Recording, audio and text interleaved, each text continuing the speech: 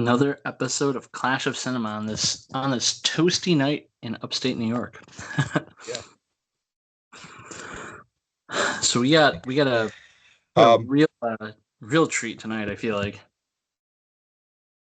yeah, this one I've recommended it to you because Yep. I've seen it, but you have never seen this one.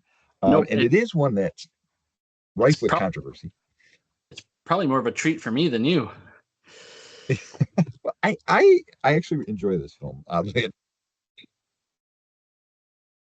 I mean, I enjoyed it too, and the film in question is The Adventures of Ford Fairlane. um, this was based off a series of short stories written in L.A.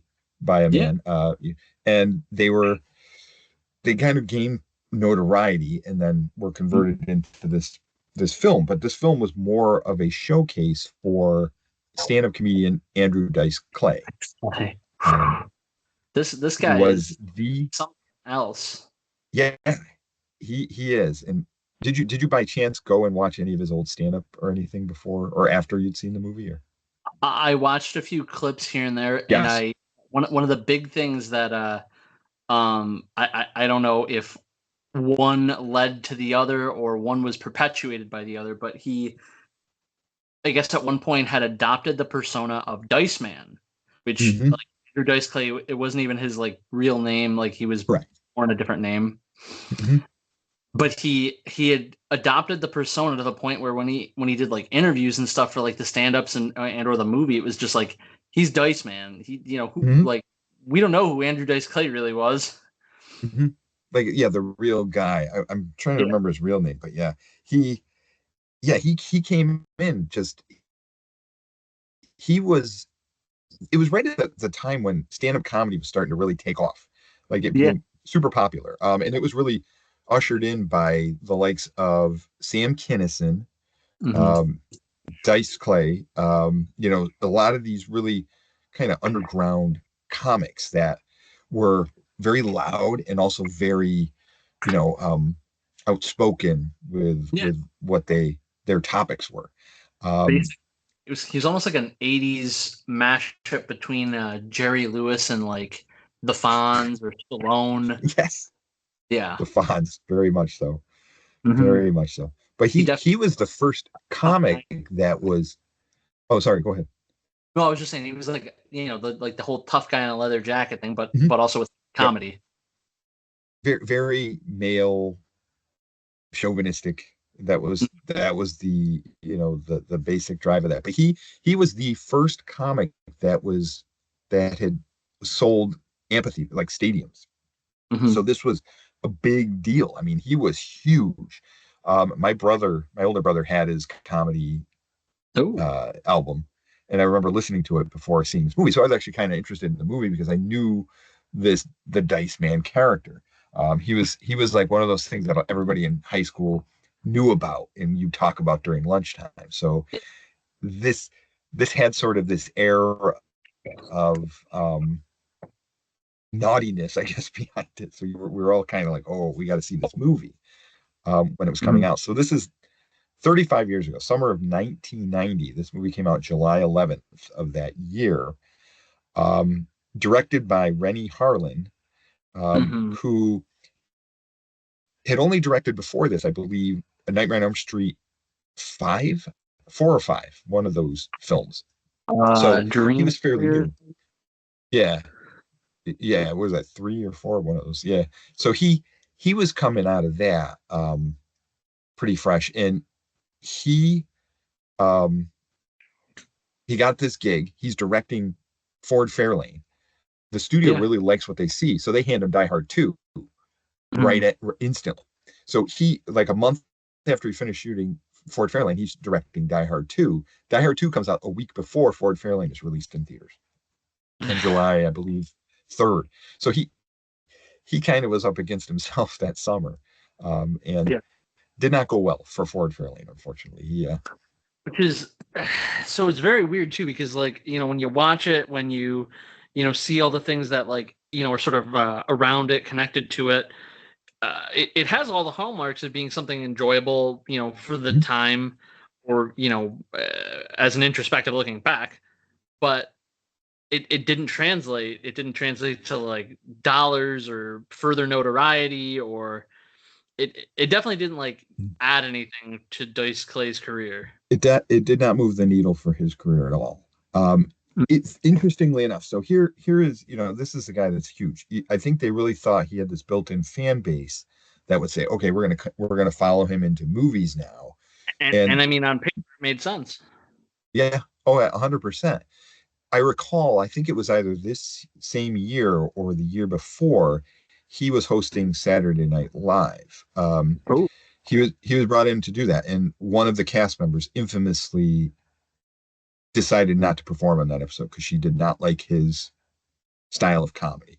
So she had Mhm. actually boycotted the show by not even performing that day. That was Nora Dunn, um, which was a pretty big deal to think about because she was, one of the key players. So not to basically sit out because of this person was a pretty monumental hallmark in that show. So he already had this reputation behind him, and I think that Correct. was kind of what followed him into the movie because when it comes to movies, you kind of have to figure out a very broad audience.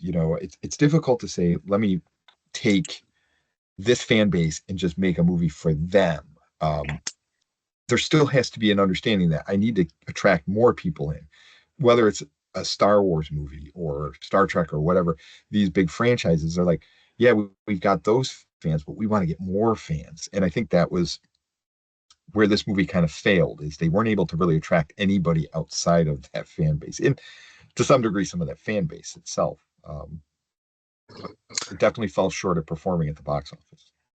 I mean, and I think part of the problem there too is, I mean, it's not the type of fan base that was perpetuating. I mean, Mm-hmm. when you're, I don't know if divisive is the right word, but definitely like niche appeal. So, Mm-hmm.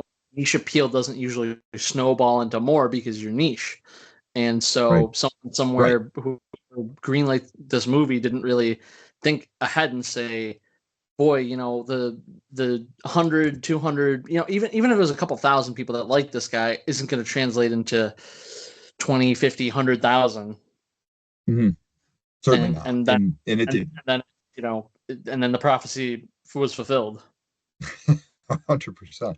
Well, I mean, you had huge action movie producer Joel Silver was behind the Mhm. movie. He's behind Die Hard's Lethal Weapons, all of those classic 80s action movies and 90s stuff as well. Yeah. So he was a big name. Yeah. So you had him there, but even he, I think, had some issues with the movie. He almost pulled the plug on the movie because he thought Andrew Dice Clay looked too fat. So he was concerned with that. With that. Um, but even we're talking about all these background details about it, but let's kind of backtrack a little bit and talk about what the movie is about, for those that have never seen it, because this is a movie, and we talked about this earlier, that you really can't find anywhere. It's a movie that it's not streaming anywhere. I think it only exists on DVD and maybe VHS if you can dig one up, but that's about it.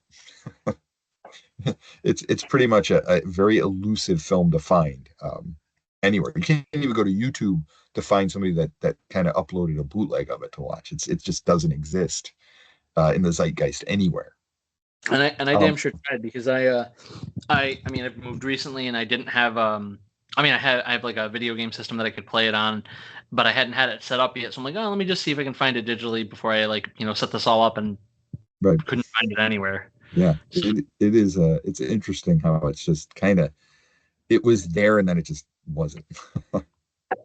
yeah. But it stars, so Andrew Dice Clay plays Ford Fairlane. He is a rock and roll detective. That is his, the sort of his character. So he only investigates rock and roll crimes. Hmm. That's what he's hired to do. Yeah. So is his he's complains a lot because he's usually paid in like instruments and gold records and all these kind of strange accoutrements. So he gets pulled into this case where this huge lead singer played by Vince Neil, Johnny Black, I think was the character's name, dies on stage. So he's figuring out what happened there, and it leads into this larger mystery. Um, Without spoiling it, I guess is CD bootlegging of some kind, Yeah, um, which is kind of funny now when you think about that. But it sure. had a pretty stellar cast in this film. You had his girl Friday, who was Lauren Holly, who played Jazz, who went on to films like Dumb and Dumber. She was in a ton of stuff in the 80s or 90s. I'm sorry. So she was a pretty big name. You had Wayne Newton, who was Mm-hmm. a big name in those days. Priscilla Presley, which is, I believe, the only other film she did outside of the Naked Gun films. You had Ed O'Neill from Married with Children fame, Robert Yep. Englund from Nightmare on Elm Street fame. Yep. Who am I missing? There's a few more. I mean, obviously a lot of musical acts from that time, like um, Vince Neil from Motley Crue and a variety of others. Gilbert Gottfried, who has an interesting role as a shock jock in there. But a lot of interesting actors appear in this film, and um, it's funny to see. I always love that O'Neill because he does everything, and he's always really good in whatever he's in. It sucks that he didn't do a ton more than Married with Children, Mhm, because I mean, like in the opposite vein of like Katie Seagal, like who's mhm. done tons, like Right. he definitely didn't do a whole lot besides that. I mean, other than like Modern Family was a big hit for Well, him. sure, sure, So sure, sure. so And I he mean, that had two big sitcoms. there was like that gap of time though between Mhm. them, though. You know what I mean? Yeah, just like little movies here and there, nothing that really, again, was If you saw profound or did anything. it, you'd be like, wait, really? Yeah, like I think like Little Giants and like movies like that weren't anything huge, but some people it has its little fan base and different things American about it. Pie But had DVD only. yeah, stuff, yeah, certain things like that. So it had he had his moments, but again, he has a pretty interesting role. He's one of the like a police chief or whatever he was, commissioner, and he's obviously has the conflicts with Ford, who is For investigating the same crime at those times. sure. So there's some moments there, and you learn that he was the lead singer of a disco band that Ford had um, refused. That he I think he had something to do with them not getting signed to a record contract. So there's a Um, little uh, history, some yes, vindictiveness there. yes. So there was some conflict between those characters. Um, so this all leads into everybody kind of comes to Ford saying we're looking for this girl. Zoo. Priscilla Presley's character says it's my sister. Someone else said it's his daughter, whatever it is. But this character Zuzu Petals, um, infamously named after the It's a Wonderful Life character Yeah. Zuzu, because it's from the scene where he is dead, and he's still a ghost there, and he reaches into his pockets and he's like, they're not there, and he's like, what? Zuzu's petals, and they took that name and turned it into the flowers that she gave Mm, George in yep. It's a Wonderful Life. So that became Yeah. the inspiration for that name, which was pretty Which is a cool, little it's a nod. because it's like, oh, she wasn't there because here's where she was, kind of deal, like in this movie. Mm-hmm. Yep. Yeah. So So yeah, I'm still, she has some connections to the crime because she has information that they need, mm, um but she's not really a character that she's not like this character that you're really like, oh, when you finally meet her you're like, okay, this is it, this is this is who well, yeah, and this that was person one is. thing I noticed about this too. She definitely was designed to. I mean, like at least like when you look at a story and like, hey, we're all looking for this person, you think that it's going to take longer to find her, and Mhm.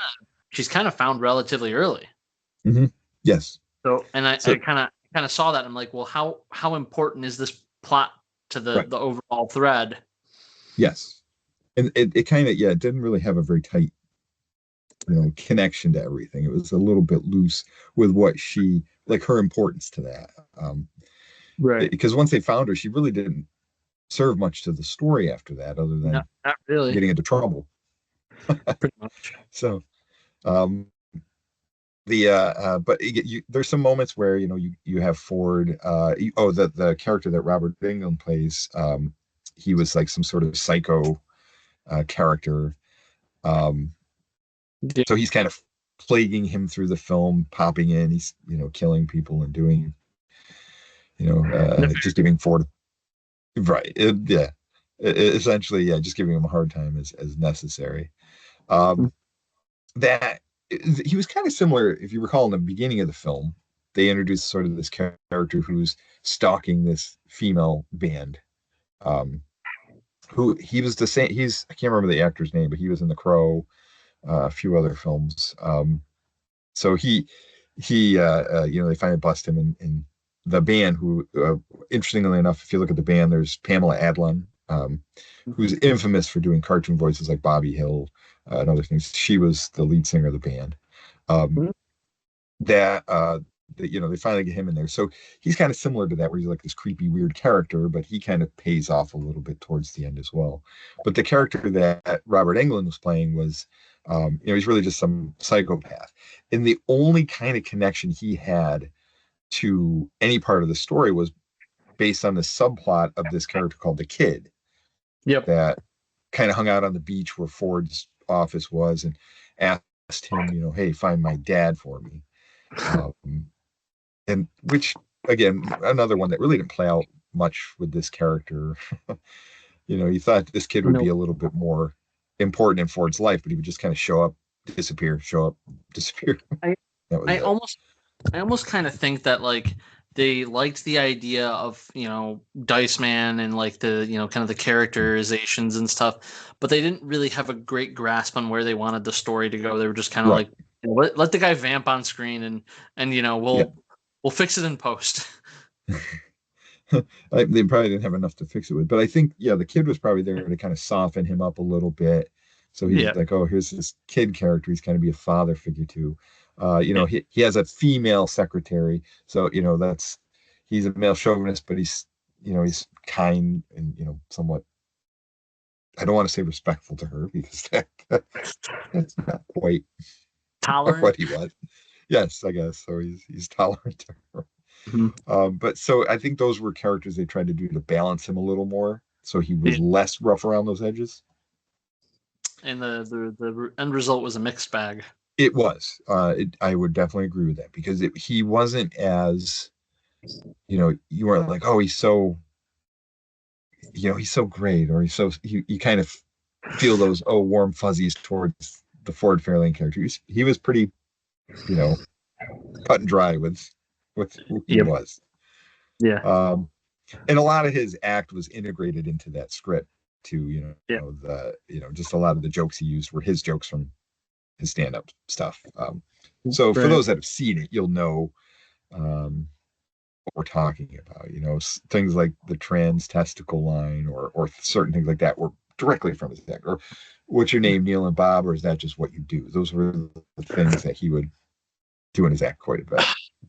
No, now that you're bringing this up, I didn't make the connection before, but it almost reminds me of that movie that came out like a year or so ago, and it was oh god, it was the guy who did the stand up like shirtless and told the story about Russia on the train.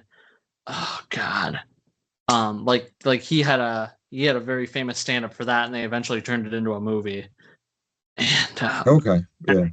and it had, man, I'm gonna have to like look this up after and like let you know. Yeah. The Machine. Okay. I know the movie you're talking about now. Yeah, because like that's what the Russians called him when he was like in Russia, and like they adapted the film to try to like take that sketch that was successful at the time and sort of try to get more out of it than you really could. I mean, like the sketch Yeah. was funny because they weren't trying so hard, and then you try to inflate it into an actual film and make Mark Hamill as dad, and he actually gets kidnapped and goes to Russia, and you're just kind of like, okay, I didn't really care. I enjoyed this more when it was like a passing fancy, when you're trying to kind of add more to it than you should. That's kind of where it lost me. And granted, I think that this movie was better than The Machine, but I think it suffered for the same reasons that The Machine suffered. Mhm. Yeah, these jokes can go only so far before Hmm. it's kind of tired. You know, it's one thing when you see his stand up and that's what you're expecting, but when you see a movie, there's got to be something more than just those jokes. You know, and it it needs it needed something to help make it something a little bit more than that. And it was kind of at that point where, again, you know, at late '80s, early '90s, you had a specific, you know, set of ideals of what this sort of movie should be like. And when they make something that sort of misses a lot of the marks, and it's set up for all of these certain tropes to occur, but they don't really Right. pay off. Right. The movie does suffer, and I think Sure. that's where that's where it mostly failed. I would believe. And, and so, I mean, despite the fact that we seem to have, pros and cons that we like about it, Mhm. what would you say like truly made this controversial? I mean, was it just his I don't know, his demeanor, in life? I mean, or do you think there was something specific than that? There was when he was at his peak around this time, it was a big thing with the parent groups were just completely against kids listening to him, or a lot of uh, Christian fundamentalists, whatever it was, were all about, he's filthy, he's vulgar, we don't want this in our living rooms, we don't want this, whatever.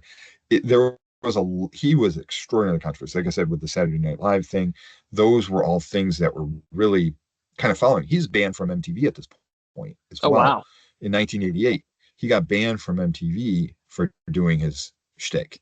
They lifted it years later, but that was a big deal. I mean, this guy was he was all about just really rocking the boat and making everything, you know, just really flipping everything on its ear. He didn't want to do everything by the book or how we would normally see things. So it definitely makes things seem a much more, more difficult type of sell to make this movie and make say, okay, we want people to see Sure. this, but Hmm. it's Andrew Dice Clay, and he's not known for his subtlety, if you'll. Okay. Now, just to push back a little bit on that. So, and I'm not super familiar with him up. I mean, I did a little bit of looking and digging after having watched this. But did he? I mean, did he have any other films that he'd been in like after this? After this, he's done a lot of acting. He had a sitcom on at one point. Let me actually, I'll do a little digging up Yeah. right here. The reason So I was asking was yeah. I'm going into his thing right now. So he was in. See, I'm trying to think of his most recent project. Just waiting for it to actually load. But I know I remember he had a sitcom in the '90s or something. He just was in a movie or a TV show called Kill Tony from last year. He was in the Okay. Pam and Tommy movie, or that was on Hulu. Yeah. Star is Born, the Bradley Cooper one. He was in that. Okay. Um, so he's been in Vinyl, which was a show on HBO. Entourage. He's been in that. The Blacklist. So he's been in a lot of stuff. He So just I mean, maybe eventually proximity of time, helped him kind of dodge this. But do you think yes. that, I guess where I'm kind of going is if he had been in anything else around the same time, do you think the controversy would have carried to those things? And then in turn, is it is it really this film that's controversial, and or is it really more him? Like It's more anything him. anything I he would have think touched probably would have yes. been controversial. Would have probably raised the same flags between all Yeah. those people. They would have been like, oh no, it's Dice, he's it's Yeah. not good. So yeah, I think he is definitely at that time especially was the controversial Okay. figure. Sam Kinison was at the time too. I don't know if you're familiar with who he was. He died in a car crash in '92, I think, or '93. So but he was huge, another huge stand-up, very similar. He spoke whatever came to mind and did a lot of screaming. It was like really in your face comedy. Yeah. Um, and again, it was very controversial stuff. He was known, he hung out with Jessica Hahn, hung out with all the Playboy Playmates. That was his big sort of persona as well. So him and Dice were very similar in Okay. that what they were kind of building as comedians. But yet Dice, because he got so popular so quickly, he definitely became such a hugely controversial figure Okay. at this time. I think people look back at it now and nobody thinks much of it, but he wouldn't be able to probably do what he was doing then now, with a lot of the changes to what people expect. So yeah, I would say the controversy is really him more than Gotcha. anything, because the movie itself is a pretty pedestrian story. There's not really anything um, outside of the realm of what a basic 80s action comedy was, 80s Yeah. 90s action comedy was at the time. So the movie itself, and the movie was written by Daniel Waters. If you're Hmm. familiar, he wrote the movie Heathers, Yeah. which is a wonderful movie. He also wrote Batman Returns, and several other films. So he has a good credit behind him, and he was an interesting choice to write this. But I know a lot of it obviously was Dice's act was obviously integrated in wherever it was. So to a degree, you can't blame Daniel Waters. He wrote the movie, turned it in. Obviously, they had to tailor it to meet Yeah. Dice's needs and such. For sure. So in that respect, it definitely was. It was it's kind of like one of those like cyclical things, like sky is blue because the sky is blue. Right. It's controversial because he's controversial. So, and Yes. he's controversial because it's controversial. And Correct. yeah. Yeah, I do recall that being a big thing, and even the studio got a little cold feet when it was released. So it was originally supposed to come out in May of that year. Yep. They pushed it back to July. So when it was supposed to be out in May, May didn't have a lot of movies out in 1990, like big competition. So it would have had probably a really good, head start at making some money because there wasn't much against it. People would have just gone more out of curiosity. But by the time it was released, Die Hard 2 was out, which was making big bank. And other movies. 90 was a pretty big year. You had Dick Tracy, you had, Die Hard 2, you had all these really large scale things, Back to the Future 3. It was a pretty big summer, Robocop 2, all these big sequels and such. So it was up against a lot of competition. So it kind of got lost in that shuffle by the time it hit July. Um, Hmm. and I think that kind of helped it suffer. And they also claim, Dice's claim that they pulled a lot of TV ads, but that might have been just the networks themselves saying, we don't want to show this Right. because it's him. So they Right. might have just not, permitted a lot of that. So there was a lot of things that went up against it. It kind of was its own worst enemy to a degree because you couldn't give it all the hype and build up that you would want to give any movie that came out because Right. it had that stigma of Iceman. Sure. And So and I mean, it sounds like it wasn't really any just one thing. There were multiple factors. Like you mhm, said, there were the other things that was stacked against. The time of year, the mhm, dice clay stuff himself. Like it probably had more against it than it had for it. So mhm. if it actually had been a success, it would have been like a kind of beat all the odds kind of thing. Yeah, he was already signed to do 3 films with Yeah. Fox for the series. They wanted to make sequels. It was all planned out to do more. But after the movie didn't perform well, it didn't perform well worldwide either. Like it's Good. sometimes you hear, oh, it did well in this country, that country. It did poorly everywhere. It just did not do anything. It did well in one European country in rentals, and it became kind of a cult following out there. But that is about it. I can't. I think it was like Norway or something like that. But There's an um, entire town in Latvia dedicated to right, the dice. they all dress in leather and sideburns. They're Yep. running around saying all sorts of quotes from Dice Zuzu, Act. where are you? Yeah, right.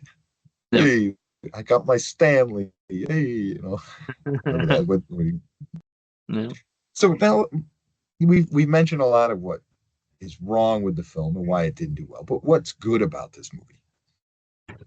What I mean, what it's fun. works in this It, film? it's it's an 80s comedy. Yeah, really not hard to be, funny when you were in the 80s, for lack of a better term. It was kind of effortless, and he got to lean into that. Also, he's a comedian, so that worked in his favor.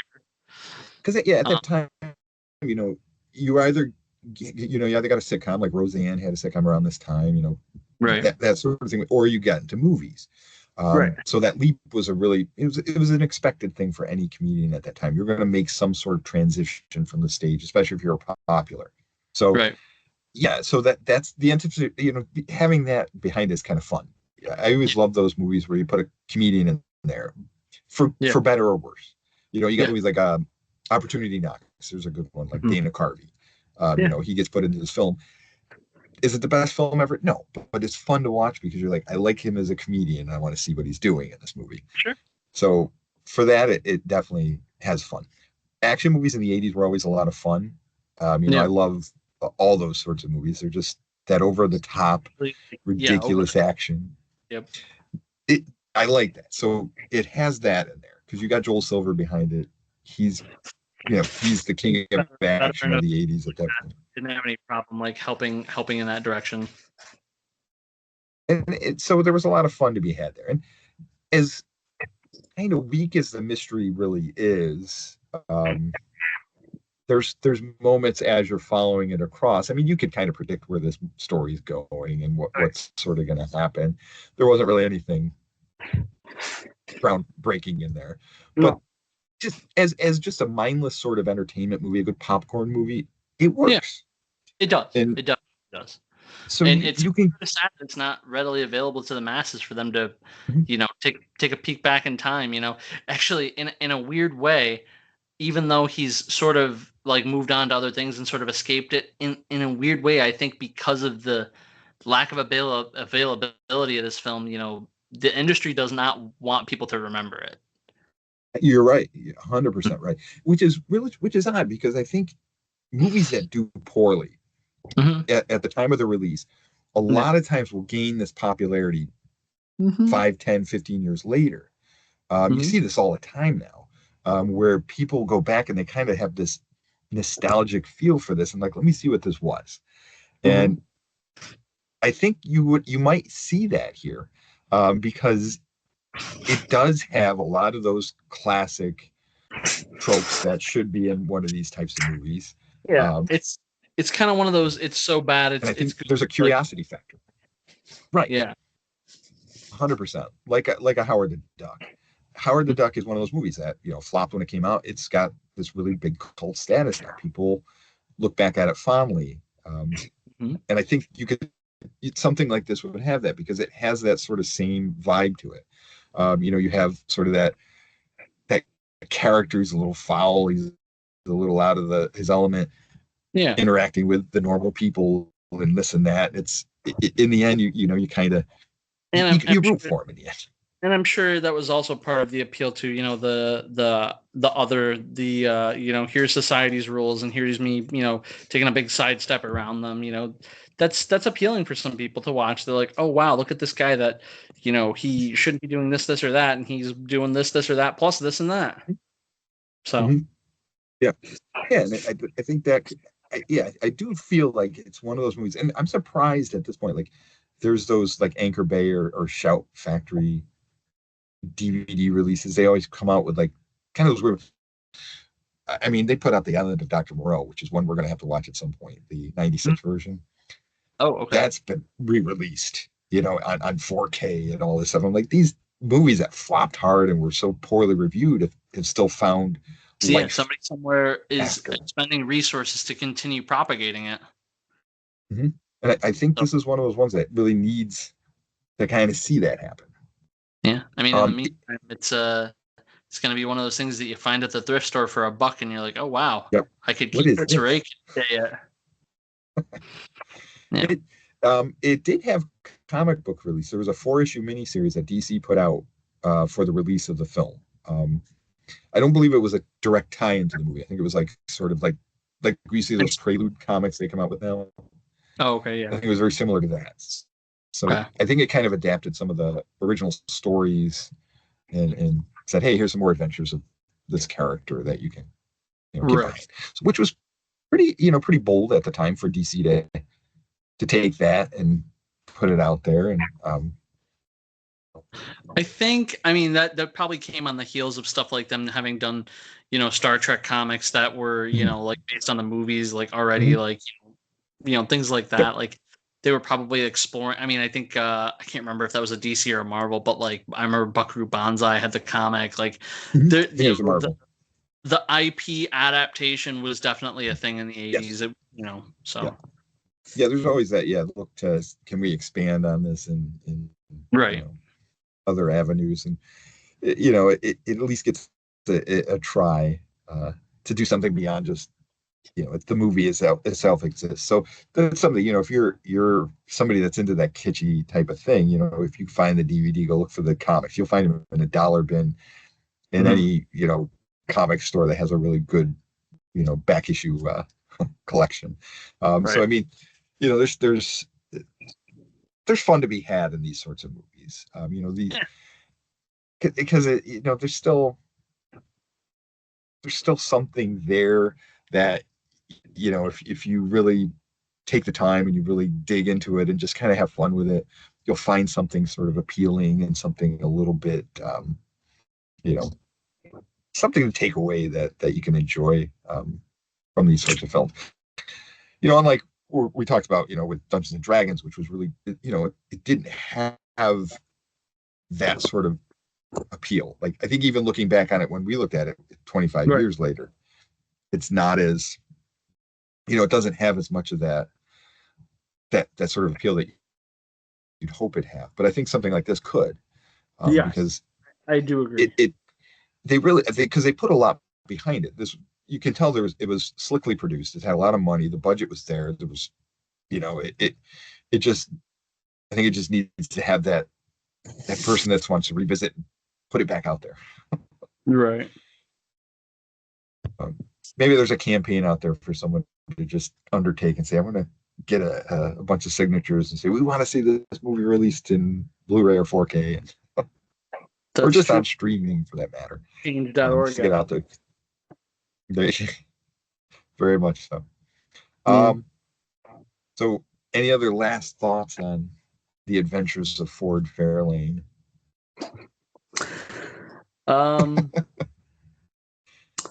I think this is one of those things where if I had like indispensable time travel, I definitely wouldn't mind going back and seeing what the initial reactions to this were like. What were people like thinking and saying as they walked out of this theater that like were the polar opposite of what the studios and industry were hoping for them to say?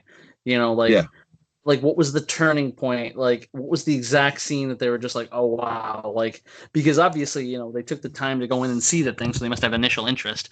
So like at some point they were like, no. So yeah, I would love to be there to see like the fans that were really diehard Dice fans and saying, I'm going to go see this. I can't wait to see it. What did they think? Right. Leaving that theater. Like if they liked it, cool, like understandable, and if they didn't, why not? If they'd been fans, what was it? Yeah, what was it like? Yeah, so. I did see it. I went and saw it in theaters. A friend of mine at the time was a really big fan of Dice, and I know he liked it. He enjoyed the movie, and I actually did. I left the theater going, hey, that was kind of fun. I remember going to buy the cassette soundtrack from it because the music was a lot of fun that was in there. And which leads to one of my favorite scenes is where he is in the recording studio, and he records the sort of his version of an Aerosmith song. That sort of bluesy. It definitely gave me like Weird Al vibes. Yes, very much so, because you definitely could tell he put his own spin on the lyrics and such in there. But I think, and again, just some of my last thoughts on this. I think a big issue was that I've read Rennie Harlin's take on this, the director, is that he shot it very unevenly. He shot it, I think, with a much more serious, straight action movie, sort of direction. And he probably should have went, hey, this is a comedy. I gotta have fun with this, and I think that sort of was picking one detrimental or to it. the other would have helped, even if they didn't want it to do a comedy. You know, you gotta be consistent in stuff like Mhm. that. Like it's very hard to Absolutely. juggle multiple genres, and if you're not sure that you can, you probably shouldn't. Yeah, the mashup is really tricky. I mean, Yeah. Howard the Duck, the sci-fi comedies were hard. Ghostbusters did it right. Howard Right. didn't get it. So it's a tough thing to, when you do those mashups, is how do you handle that material? What's the best approach for the director to take and make it so that it does fit a little of both. But in this case, I think the comedy side should have really been more the focus, because that's really what it was. I mean, in the end, it had some fun action moments, but it was all those were filled with comical, dialogue, or just moments with him, like his gun that he shoots out of his sleeve. It shoots into the car next to him as he's doing a car chase. That's funny. Those are the Yeah. sorts of things you should focus on, and really make those, elevate the scenes, and make it feel more, you know, that type of movie than what we Yeah. actually, ended up with. Um, but overall, I would recommend trying to find it. Those people out there that are curious about this film and never seen it, look for it, find it, Yeah. take If a for no other take reason a than to look at satisfy the curiosity. it. That's yeah, I would say just for that curiosity of it, just to see what it was. And this was at the time, this would have been, again, this guy who was really huge Hmm. making the transition to the big screen. Yeah. So see how it doesn't work. Right. Yeah. Well, but well, guys, I but think yeah, this so was the adventures of Ford Fairlane, and this was us dissecting it here on Clash of Cinema. yeah, pretty good. All Stay right, tuned. so yes, yeah, we'll be coming up with some more. I know we've got a whole library of controversial films and you know box office bombs to dig through. All right, guys, we'll catch you on the next one. All right. All right, we're